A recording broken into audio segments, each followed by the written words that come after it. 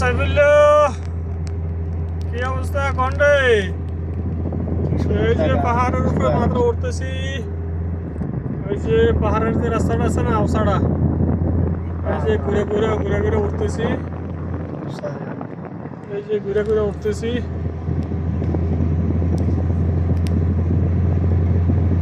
রোদের লেগে ক্লিয়ার দেখা যায় না, কারণ আমরা যেদিকে যাইতেছি এদিকে তো রোদের সূর্যটা লাগতেছে।